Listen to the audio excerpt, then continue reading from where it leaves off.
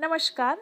आज हम BEd course से संबंधित नोट्स को देखेंगे, जिसमें कि आज का हमारा टॉपिक जो है वह है ज्ञान व सूचना, नॉलेज एंड इंफॉर्मेशन।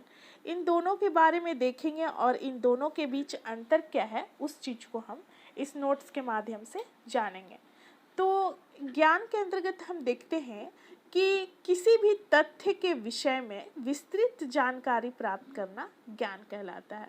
यानी कि किसी चीज़ के बारे में हम पढ़ रहे हैं तो हमें उसके बारे में ज्ञान प्राप्त करना है, तो पहले हम देखते हैं कि वो चीज़ क्या है, कैसे है। जैसे कोई घटनाओं के बारे में हम जानकारी हासिल करते हैं तो देखते हैं कि वो घटना कैसे हुई, कब हुई, उन सारे चीज़ों को हम विस्तृत रूप से जानकारी प्राप्त करते हैं, जो कि हमारा ज्ञान के अंतर्गत आता है। सूचना के माध्यम से क्या होता है, इंफॉर्मेशन यहाँ पर है जो, तो इसके माध्यम से व्यक्ति जो है अपने विचार को दूसरों के समझ पहुँचाता है या प्रकट करता है, जिससे हम अपने व्यक्तित्व का विकास करते हैं तथा समाज का कल्याण भी होता है। सूचना के माध्यम से ही देखते हैं कि एक राष्ट्र दूसरे राष्ट्र में क्या हो रहा है, उससे संबंधित संपूर्ण जानकारी प्राप्त करता है। तो सूचना का हम प्रत्येक क्षेत्र में देख सकते हैं कि इसका बहुत ही महत्व है। प्रायः ज्ञान एवं सूचना को एक ही क्रम या व्यवस्था में स्वीकार किया जाता है, जो कि अनुचित है। वास्तविक रूप से दोनों में पर्याप्त अंतर भी पाया जाता है, जो कि हम यहाँ पर देखेंगे। ज्ञान और सूचना में अंतर है। तो ज्ञान जो है यहाँ पर बताया गया है कि ज्ञान प्राप्त करने के लिए व्यक्ति को क्या होना जरूरी है, शिक्षित होना जरूरी है, तभी उस चीज़ के बारे में अच्छे तरीके से समझ सकेगा। जबकि सूचना प्राप्त करने के लिए व्यक्ति को शिक्षित होना जरूरी नहीं है, लेकिन ज्ञान के लिए क्या है, ज्ञान प्राप्त करना है तो व्यक्ति को शिक्षित होना जरूरी है, तभी उस टॉपिक के बारे में गहन अध्ययन कर सकता है और उस चीज़ को वो बारीकी से समझ सकता है। दूसरा नंबर यहाँ अंतर में हम देखेंगे कि ज्ञान का बौद्धिक और मानसिक दृष्टि से अत्यधिक महत्व है, जबकि सूचना का बौद्धिक और मानसिक दृष्टि से अत्यधिक महत्व नहीं है। अगला नंबर देखेंगे यहाँ तीसरा नंबर कि ज्ञान का जो क्षेत्र होता है वो काफ़ी बड़ा होता है, व्यापक होता है, क्योंकि उसमें विविध प्रकार के सूचनाओं का समावेश होती है। जबकि सूचना का क्षेत्र सीमित होता है, क्योंकि इसमें प्रत्येक वस्तु की सीमित जानकारी ही मिलती है। जैसे कि हम यहाँ पर देखेंगे कि राम को अंग्रेजी में 95% अंक आए हैं तथा राम खेल में सर्वोच्च स्थान प्राप्त करता है।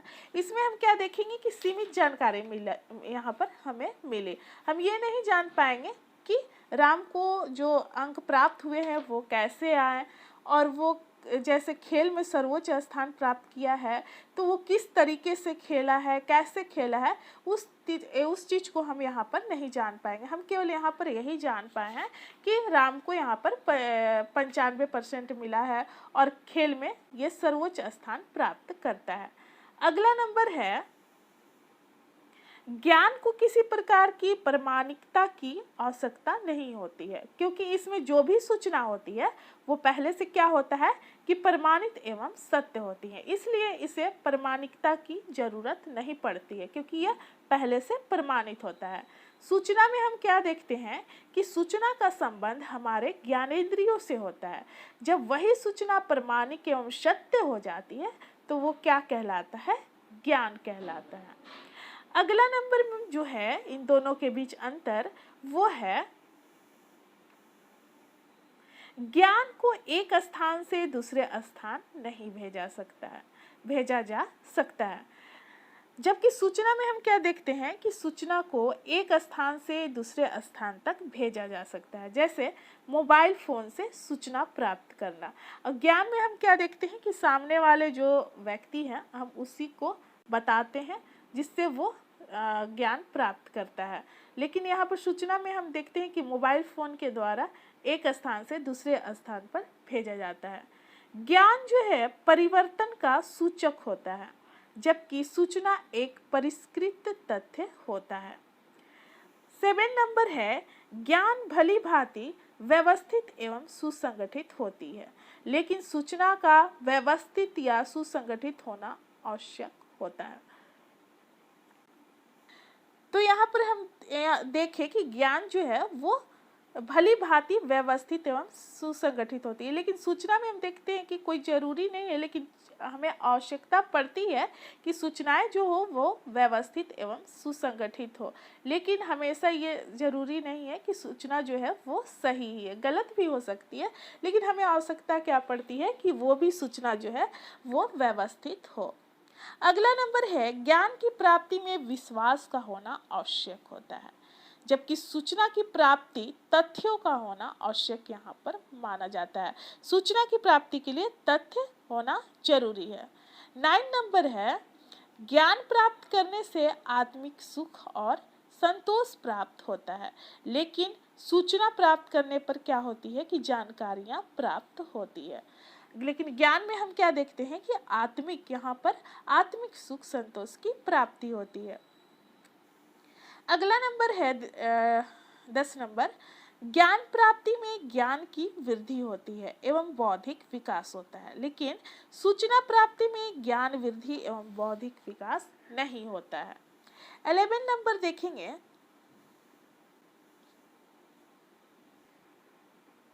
यहाँ पर है ज्ञान मात्र आंकड़े नहीं होते। कोई जरूरी नहीं है कि ज्ञान में आंकड़े ही हो, लेकिन सूचना में हम क्या देखते हैं कि आंकड़े का होना जरूरी माना जाता है। अगला नंबर है ज्ञान प्राप्ति के लिए प्रामाणिकता की आवश्यकता होती है, वो चीज सत्य होना चाहिए, जबकि सूचना की प्राप्ति के लिए प्रामाणिकता की होना आवश्यकता होना, या मतलब हम यहाँ पर देखते हैं कि प्रामाणिकता की आवश्यकता नहीं होती है। वो सूचना सही भी हो सकता है, गलत भी हो सकता है, दोनों हो सकता है। ज्ञान जो है संगठित होता है, स्थिर होता है, जबकि सूचना क्या है कि स्थिर नहीं होता है, संगठित नहीं होता है। ज्ञान संरचनात्मक एवं सार्वभौमिक होता है, जबकि सूचना क्या है आंशिक एवं विशिष्ट होता है। यहाँ पर ज्ञान दीर्घकालीन होता है, जबकि सूचना क्या है समयबद्ध एवं अल्पकालीन होता है, छोटे समय के लिए होता है, जबकि ज्ञान दीर्घकालीन होता है, काफी लंबे समय के लिए। ज्ञान नष्ट नहीं होता, यहाँ पर है 16 नंबर, जैसे यहाँ पर देखेंगे कि यदि रजिस्टर नष्ट हो जाता है तो भी शिक्षक के ज्ञान पर कोई प्रभाव नहीं पड़ता, क्योंकि ज्ञान उन्होंने मस्तिष्क में हासिल किया है। जबकि सूचना एवं आंकड़े में क्या देखते हैं कि ये नष्ट हो जाते हैं, जैसे कंप्यूटर पर किसी कारण से आंकड़े का नष्ट हो जाना, लेकिन ज्ञान कभी नष्ट नहीं हो सकता है। जिस व्यक्ति ने ज्ञान को हासिल किया है वो जितने समय तक जीवित रहेगा वह ज्ञान को उसके पास से ज्ञान समाप्त नहीं हो सकती है, मृत्यु पर्यंत तक उसके पास ज्ञान रहेगी।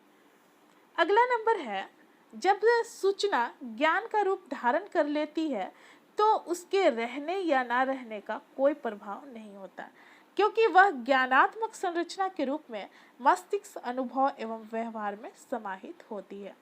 जबकि सूचना में हम देखते हैं कि सूचनाओं का अस्तित्व अल्पकालिक होता है, ये थोड़े समय के लिए होता है, किसी कारणवश सूचनाएं नष्ट हो जाती हैं या परिवर्तित हो जाती हैं तो उनका अस्तित्व भी क्या होता है कि समाप्त हो जाता है, क्योंकि मात्र क्या थी वो सूचना थी।